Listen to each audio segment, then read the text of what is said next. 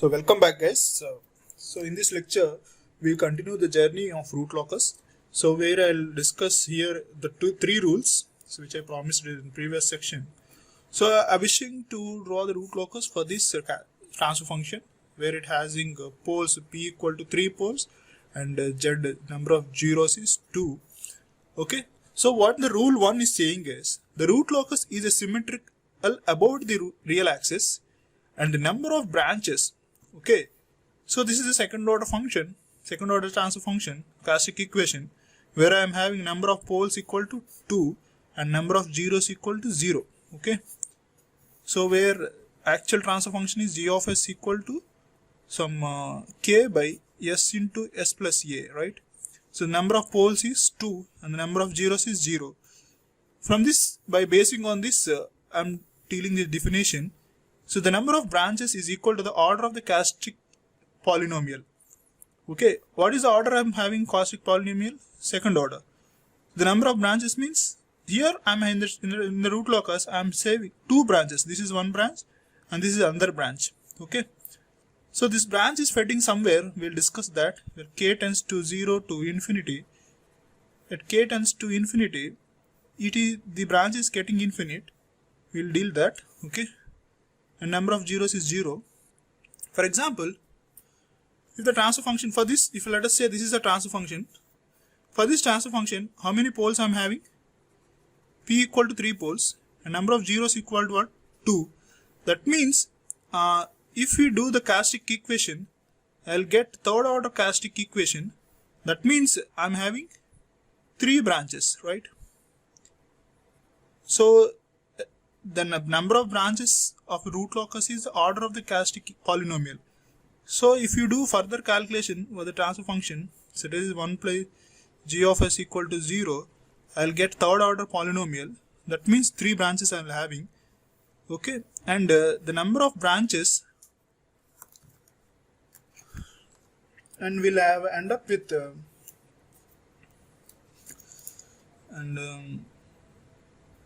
so 3 branches I'll have. Okay. One more thing I forgot to say. Okay. So now until now we'll have 3 branches. Okay. So what is generally want to say is, so my caustic equations may be, the roots may be real, imaginary, complex. Okay. The real means it will be located somewhere like this. Imaginary means, so if one pair of poles will be located like this, another pair means located like this, another pair means located there. So there is n number of poles. So whatever the complex plane, imaginary axis, I will have a replica of another imaginary pole I will be having. That means if I keep any mirror here, the same poles will be located in the lower part. It is showing that it is exactly symmetrical about the real axis. Okay, so this is about left of S plane. If my poles are located in the imaginary, if one pole is located in exactly of opposite position, I will represent this. Okay, so this is about the real, the symmetrical about real axis, and the number of branches is equal to the order of the caustic polynomial. Okay, this is rule 1. Okay, while drawing the root locus, the imaginary, the whatever the locus will draw in the upper part, the similar part will come in the lower part also. That is the meaning. Okay. Coming to the next rule, rule 2. So what is the rule 2 is saying is, so based on the caustic equation, we find that all branches of the root locus starts at open loop poles. Okay.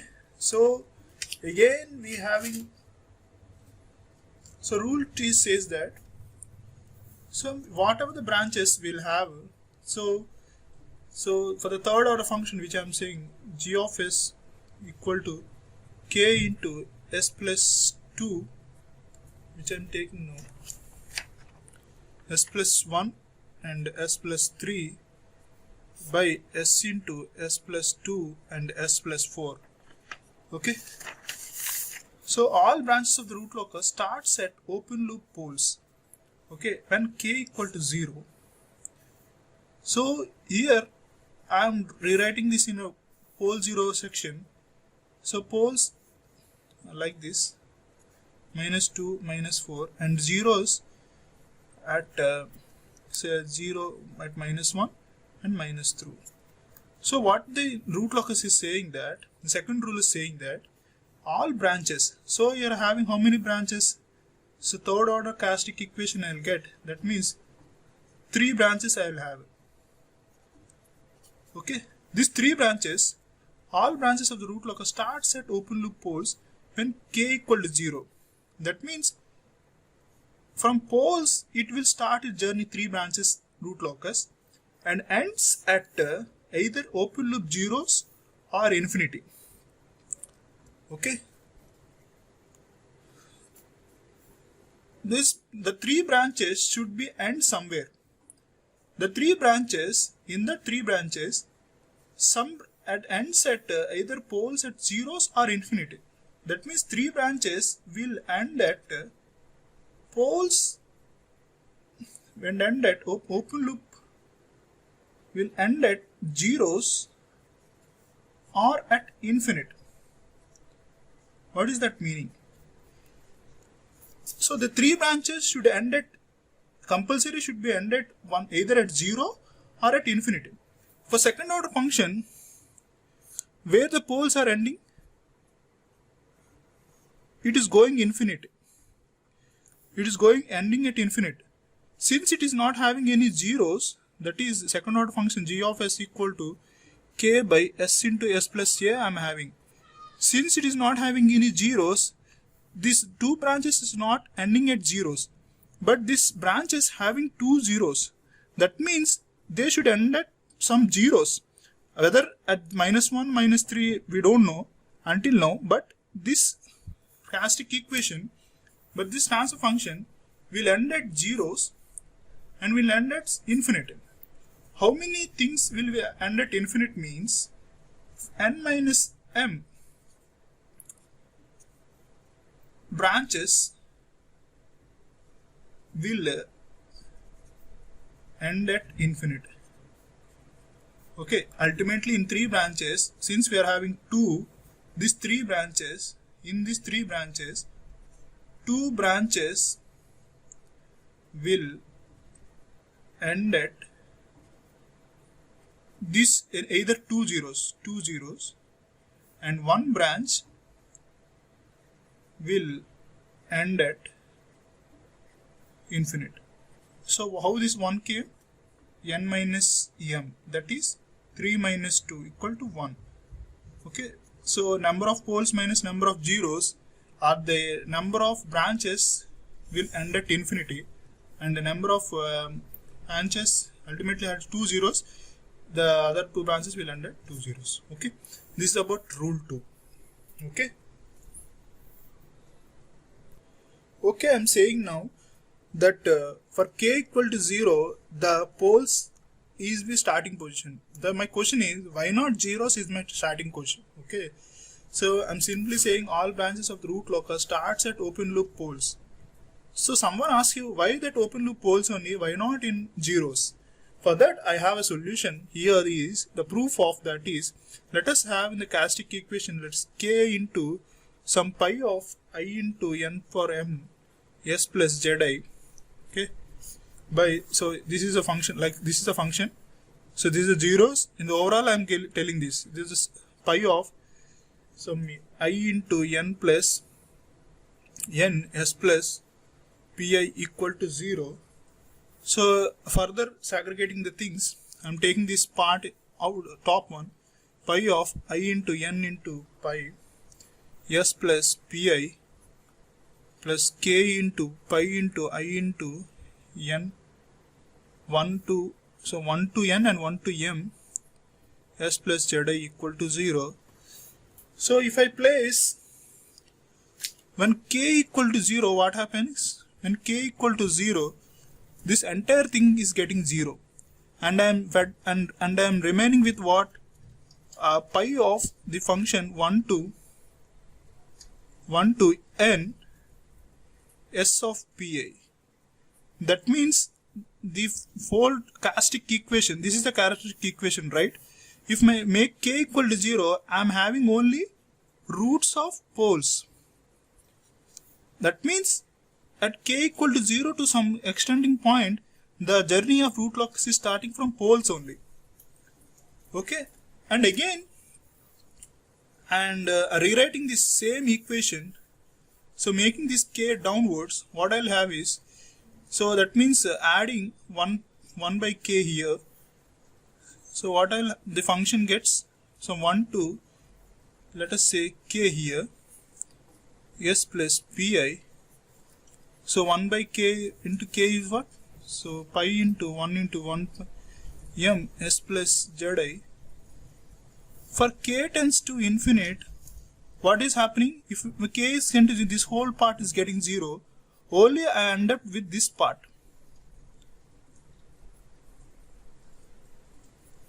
Okay, that means at k tends to 0, my roots are only zeros.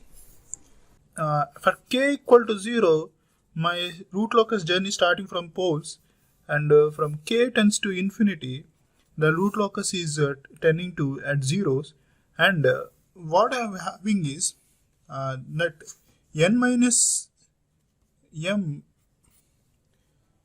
branches which will terminate at infinite. Terminate at infinite. How can we judge it? Terminate at infinite. So the same function we can rewrite like this also. So like which is say for example, if for magnitude conditions 1 by k, say this, take this in the other side. So what we'll have is k of pi into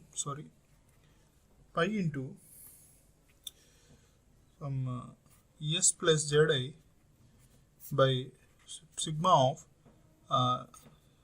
pi into s plus pi. Okay, so the magnitude of this value.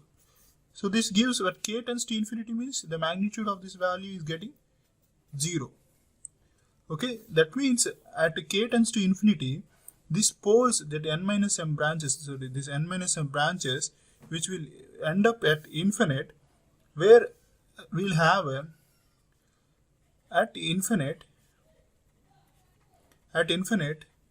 this will end at zeros. Okay, at infinite we have zeros. Okay, these are the point we have to note. So my journey of the root locus at k equal to 0 start from the poles.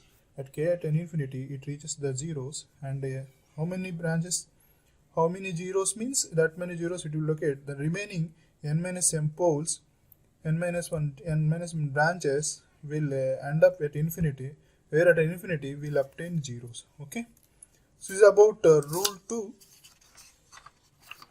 and we are coming to rule 3, which is very much important one. The rule 3 says that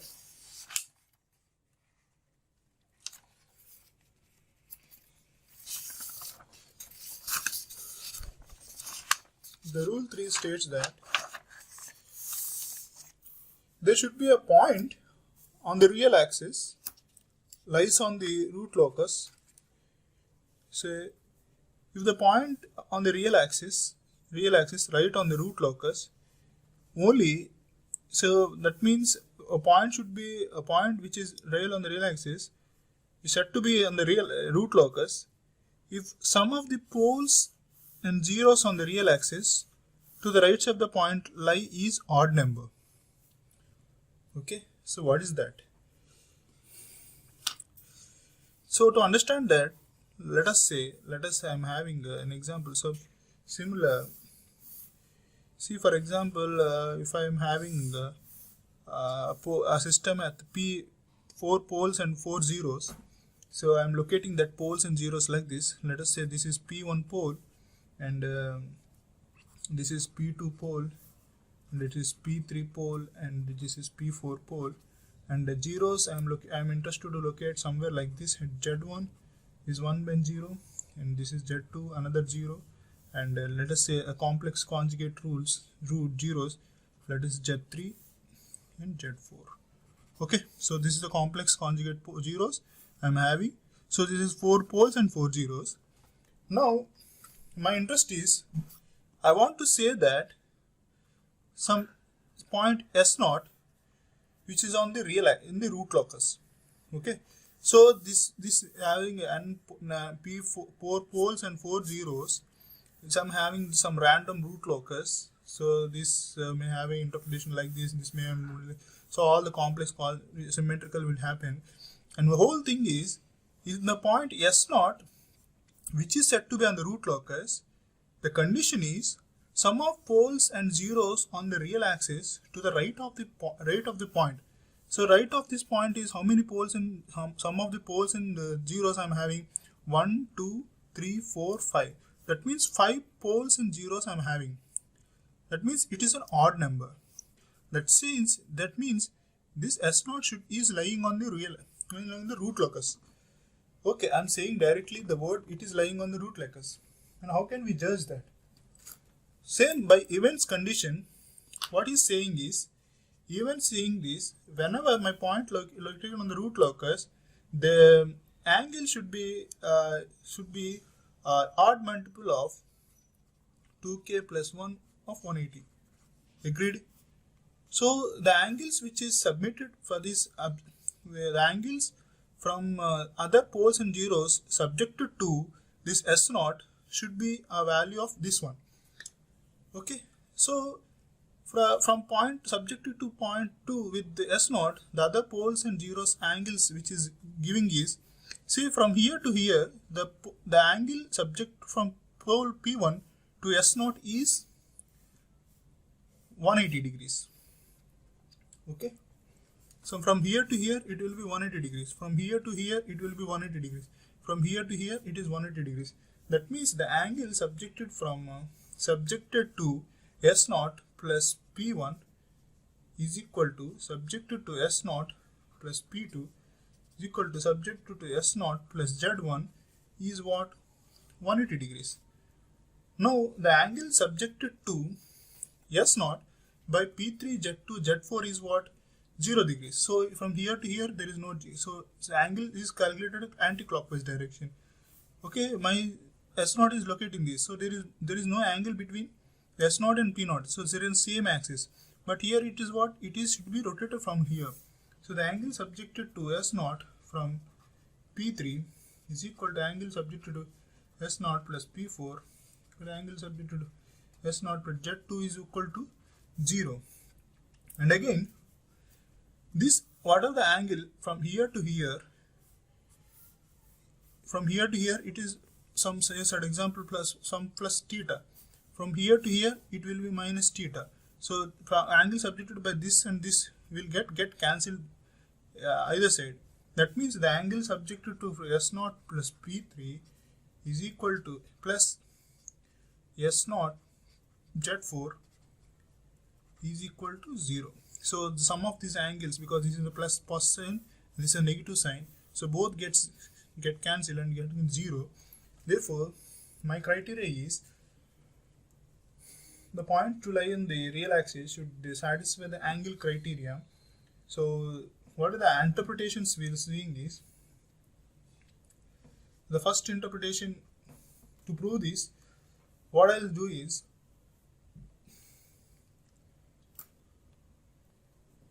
so what I interpreted is, so the total angle contributed to S0 by all poles and zeros, total angle contributed by the system to the S0 pole will be given as, so phi is equal to sum of angles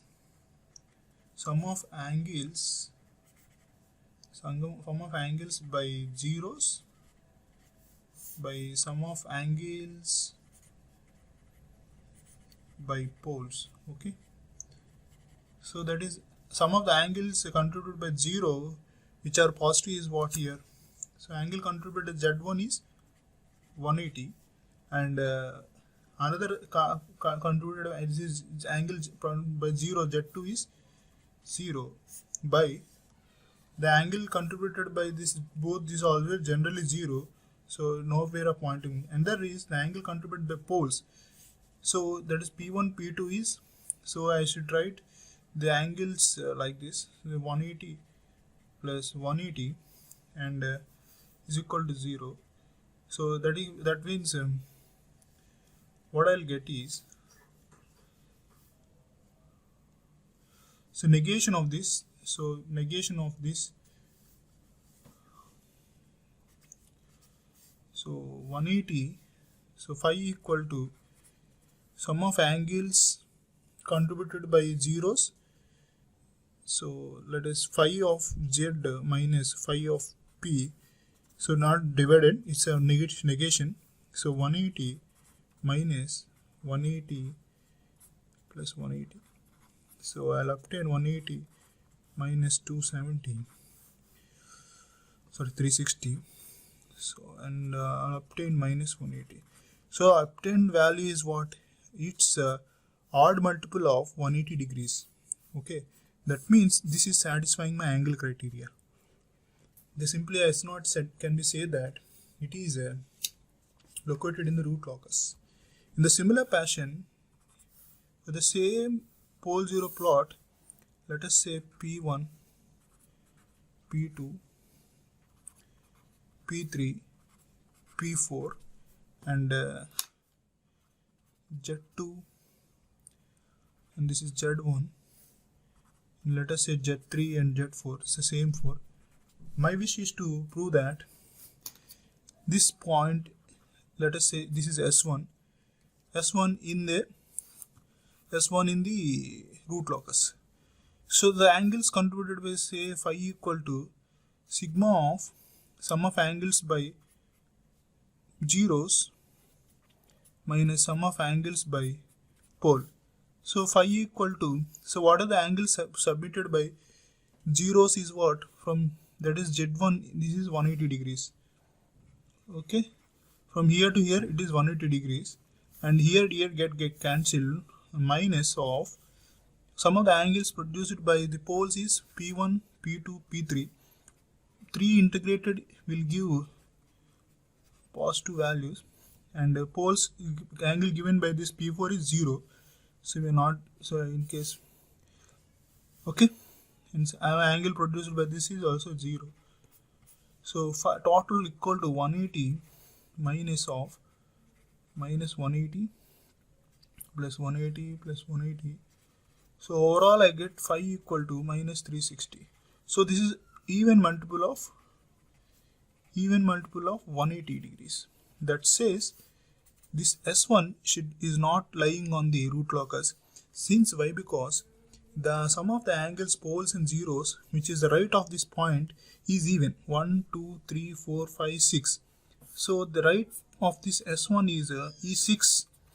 Sum of angles of poles and zeros is 6. So it is even number. That's why S1 is not located on the root locus. Whereas coming to S0, the sum of the poles and zeros located to the right of the is odd.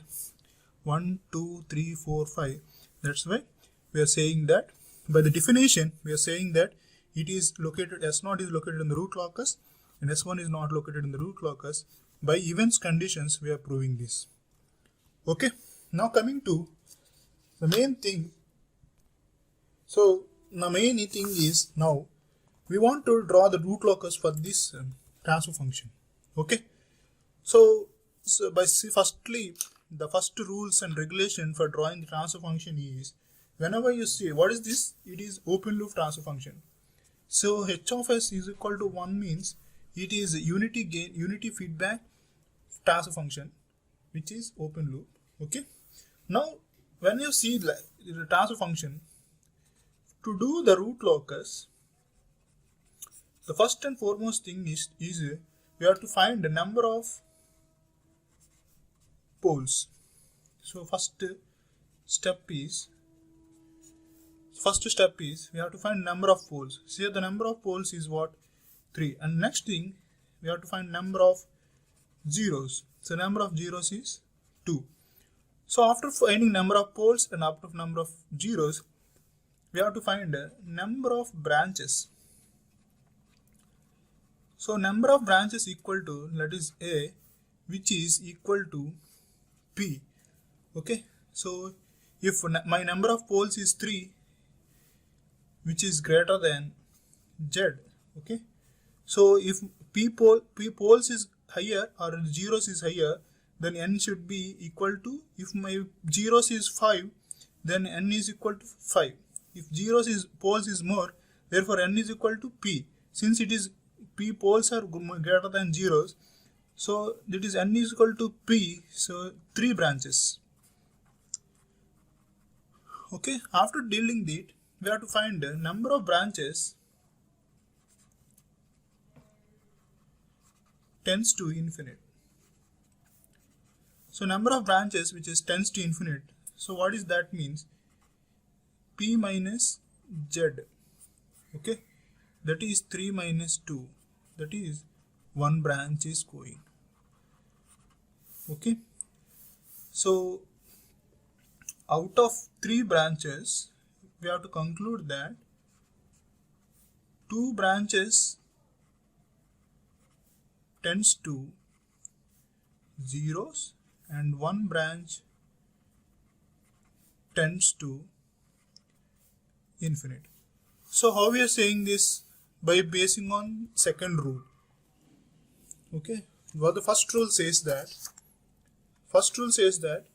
it is a symmetrical about real axis. So ultimately we are getting the root locus in symmetrical about real axis. And the second rule says that, so number of poles which are tending infinity is, okay, so we have to find number of branches, the number of poles which are tending to infinite, and number of poles which are going to 0. Okay, number of branches which are going to 0. So this is done. So again we have to do is, so we have to do pole 0 location.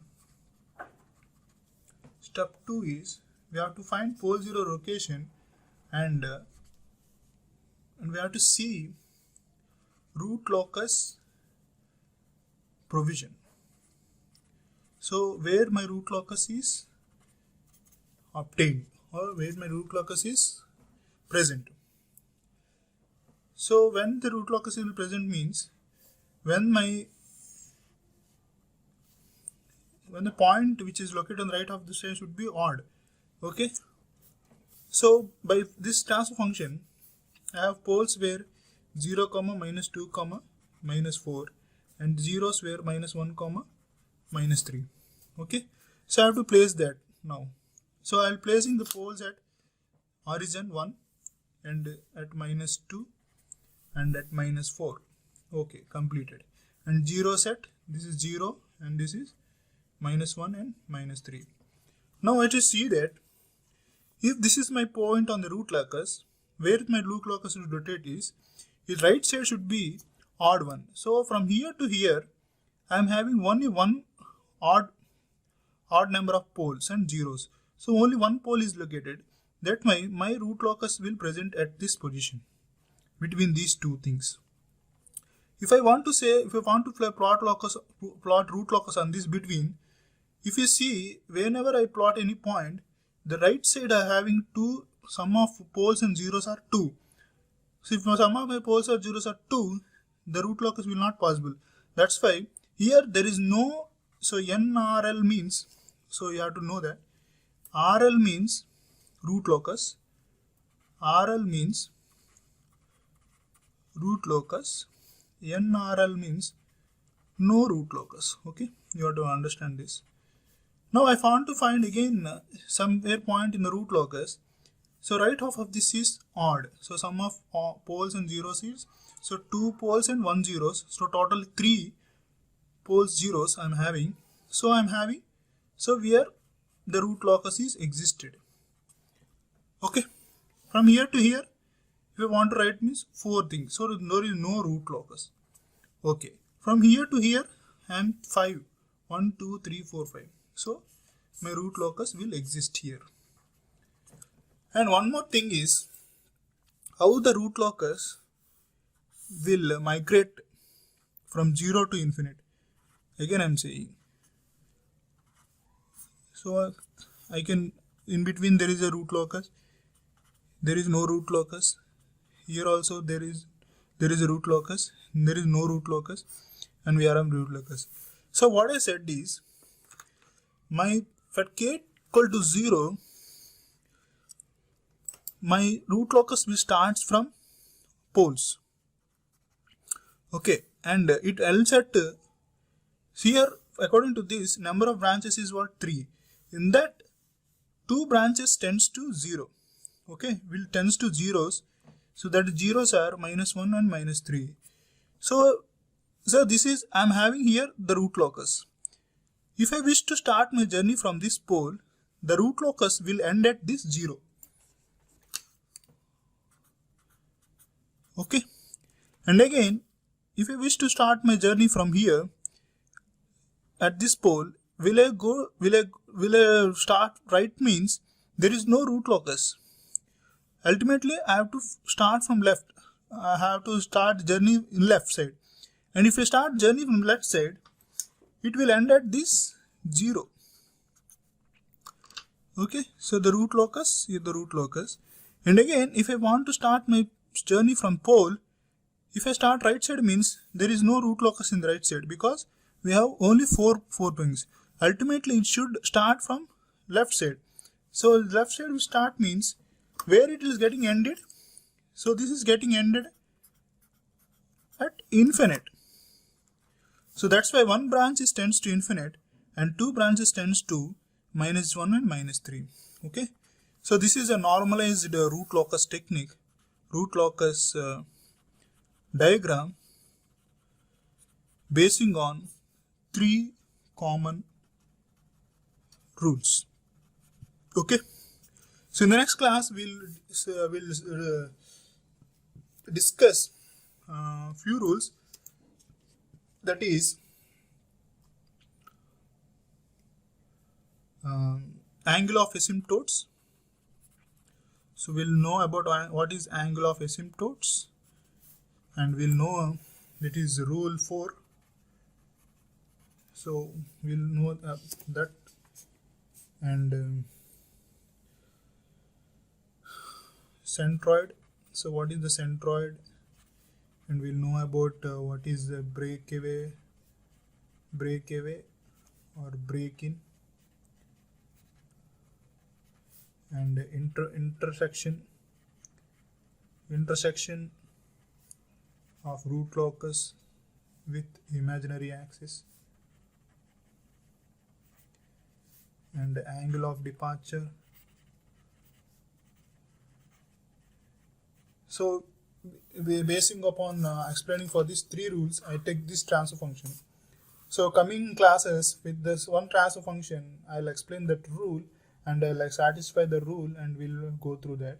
And in a couple of videos, I'll be uploading all this stuff with examples also. Thank you guys.